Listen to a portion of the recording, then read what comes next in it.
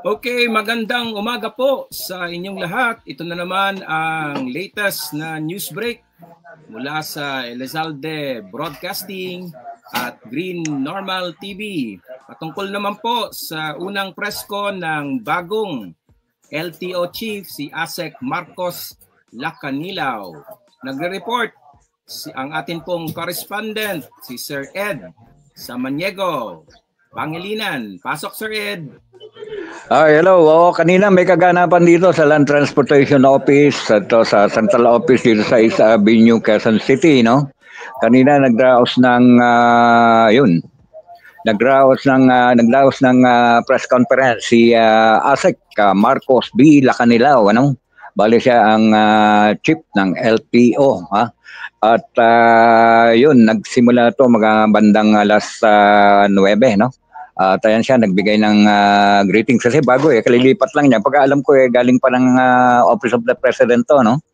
At nahugot siya at na-assign nga dito. Na-appoint dito sa Land Transportation. Pinalitan niya si Chief Vigor Mendoza II. Incidentally ay nandun naman sa kabila, no? LTFRB. Katabi lang. So walang nabagong masyado at yun lang at yun nga. At yun nga, diniscuss niya rito yung, ang tawag dito, 7 priority framework ng new LTO chief. Tapos pangalawa, yung shock cause order versus driver of SUV in viral VIP road incident. Pangatlo, yung LTO suspend the license of driver in viral vehicular incident and Teresa Rizal, no?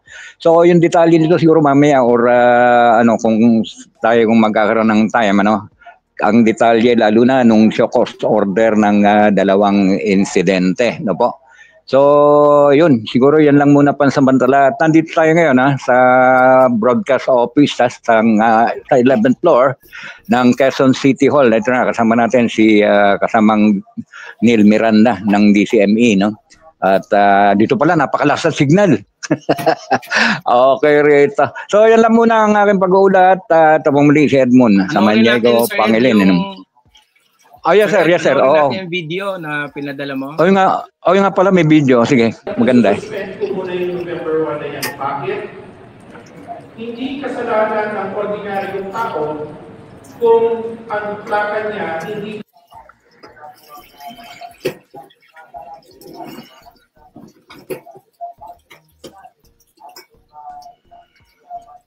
mukhang yun lang ata, Sir Ed, ang inyong video. Oo, may mahaba, hindi yata pumasok, ano. Anyway, mamaya, ano lang natin, kung may time mamaya, ay pakita natin lahat, ano, at yung mga detalye. So, ito pang muli, si Edmund Samaniego Pangilinan dito sa lungsod ng Quezon.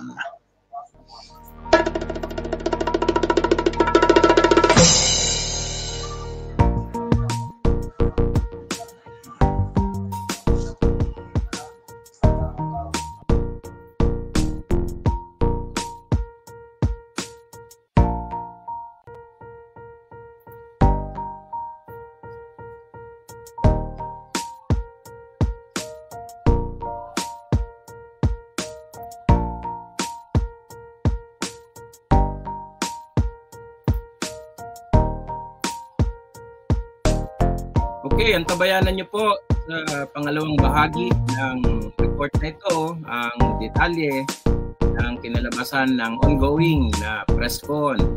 Tulad na sabi ni Sir Ed, kasama dito yung 7 priority framework ng bagong LTO chief na si ASEC Marcos Lacanilaw, mga show cause order ng driver ng SUV na nag-viral kamakailan lang sa VIP road incident, no? Kung saan sinuspindi ng LTO yung lisensya ng driver sa vehicular incident na ito sa Teresa Rizal.